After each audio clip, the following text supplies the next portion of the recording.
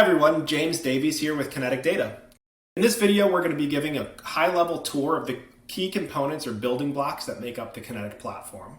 If you haven't already watched the first orientation video, we highly recommend that you go back to do that so that you have a good footing for the problems that we set out to solve, as well as some of the key principles that we architected upon. So with that, I'm going to dive in. This is the last orientation video that I'll be walking through a deck. The rest will be more kind of live demos of the platform. So just a quick recap of what we covered in the first video. The Kinetic platform is really a system of engagement. It's a digital experience platform that can sit in front of you, the different business systems or mission systems that your organization supports behind the scenes, to decouple the user experience from those tools, enabling you to avoid vendor lock and change those tools out very rapidly. There's also a lot of efficiencies that we can pick up with this architecture, like streamlining end-to-end processes that might start in one system and finish in another system. And also cost efficiencies, like reducing the licensing counts for users that are needed in these back-end tools by giving them an alternative user experience to interact with the organization through. And so the primary components that make up the platform are portals, forms, workflows, and integrations. The kind of non-technical analogy that I typically use here is Amazon.com. Everyone's familiar with that. With Amazon.com, you go to a portal, and it's got a nice navigation and look and feel and layout and search, etc. For us, that's portals within Kinetic. We give our developers the ability to, with an unopinionated framework, build whatever user experience they want to support their organization. Going back to the Amazon analogy though, eventually you might land on a pair of shoes and you need to provide the quantity, the shipping address, your payment information. And so those are forms inside of Kinetic. And we have a very low code form builder that allows developers to build data models and layouts for their forms. And eventually in your portal, you'll land on one of those forms. From a form, once it gets submitted, it's going to pass the data that's collected in that form into a workflow. And that's where all your business logic is. Think of this as a big Visio diagram that's coming to life. And so back to the Amazon analogy, that would be something like, because James lives in the Baltimore area, we're going to use the Baltimore distribution facility, right? That business logic. And then ultimately they might need to process a payment. And so they'll pass, the part of the workflow will pass off to an integration to process a payment. And so we believe that these four kind of foundational components, along with developer tools, are really what's needed to move fast with a digital experience platform. And ultimately, also, we want the digital experience platform to get out of the developer's way and just provide these back-end components that you can then compose together to build the user experience that meets your needs. So we're going to dive a little bit deeper into each of these. So portals. Kinetic isn't really bringing a whole lot of value to the table when it comes to portals. We effectively are giving developers the ability to use whatever front-end framework they'd like to interact back to our platform with. So this screenshot on the screen here, shows a React portal. You can see the code on the left-hand side that's using a normal IDE to construct the user experience. And then on the right-hand side, that's what an end user sees. So you can develop your portals locally using whatever libraries or frameworks you want, and then they ultimately get compiled and deployed out to the platform. Think of Kinetic as a headless platform. So we don't have any opinion on the front end. Web developers can kind of pick up whatever tools and frameworks they're comfortable with or their organization already uses, and then point them at the Kinetic platform. Here's a couple of quick examples of different portals. The key thing to point out here is that each one of them looks very different. Some of them have a header navigation, some of them have a sidebar navigation. They're using different fonts, different color schemes. Again, Kinetic has no opinion when it comes to these portals.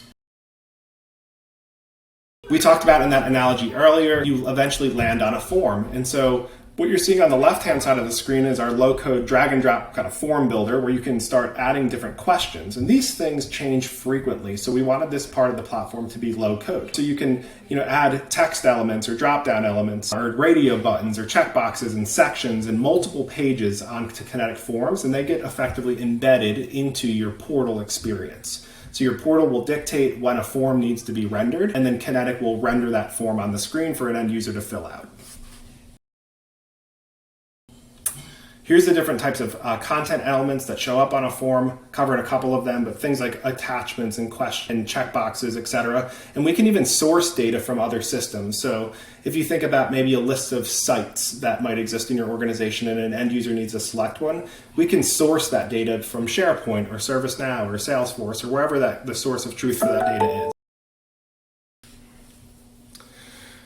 So Kinetic Forms, just to dive a little bit deeper, they're our primary data storage mechanism. You can think of a form almost like a table in a database. Behind the scenes, that's not how we architected the platform for performance purposes, but every Kinetic form then has different fields on it or questions on it. You can think of them like columns, and then every time I submit a form, I'm creating a new record, and those records can then be updated over time.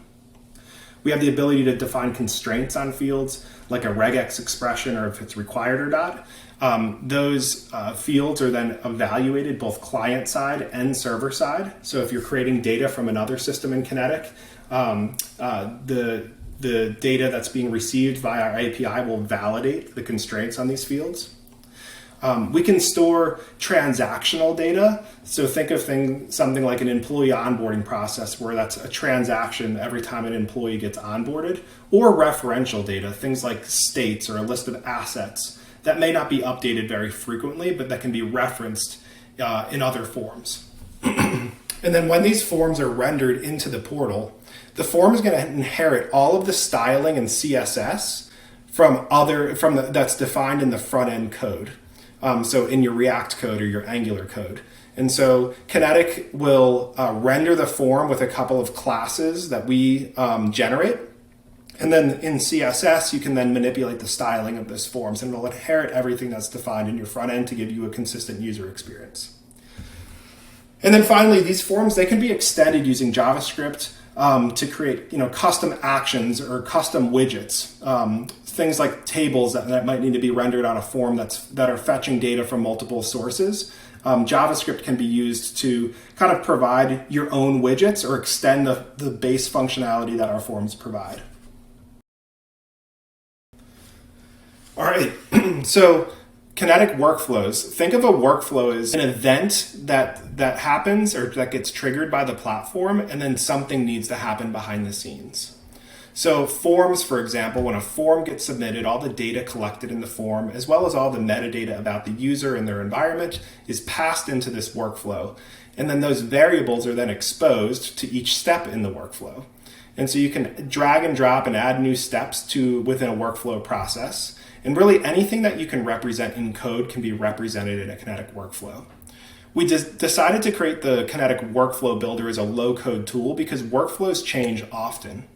And one of the key things to note is that within Kinetic, you can have multiple versions of processes. And that's kind of a key point because over time, your processes are going to change. And because we decouple the underlying data from the workflow itself, you're able to roll out process A just to get started and then iterate on process A and create a new version of it. And new events that go through that process will follow the new process, where the old events will continue in its existing process. That allows you to kind of take some of the fear out of making changes within the environment. Here's an example of a more complex workflow. Again, you can do things like serial processing into parallel processing and then back to serial. You can do things like wait 10 minutes for something to happen and then retry. You can do things like looping and recursion. Really anything that you can represent in code can be represented in a Kinetic workflow. And then finally, integrations. Those are the fourth pillar of our platform. We believe that no system exists in isolation. There's typically other systems in the environment that we'll have to interact with. And so Kinetic is really bringing an integration framework. And so our customers can take some of the starter integrations that we've created. I think we have about 200 of them published online, and they can download them and import them into their environment, or they can download them and modify them. One of the key principles that we think about when building our integration framework is we don't want our customers, our implementation partners, to have to wait on us as a vendor to change the way an integration might work, or if they find a bug within it. They can actually take that integration and modify it themselves, allowing them to rapidly move forward versus wait on us to publish a new release to that integration. And so here are a couple of the starter integrations that we have. Very common ones like Salesforce and ServiceNow and Active Directory are all native integrations that can be downloaded off of our integrations library, imported into your instance of the Kinetic platform, and then leveraged within Workflow. And that wraps up the key components of the Kinetic platform. Stay tuned for the rest of the orientation series to learn more about how we've architected and how you get started with building.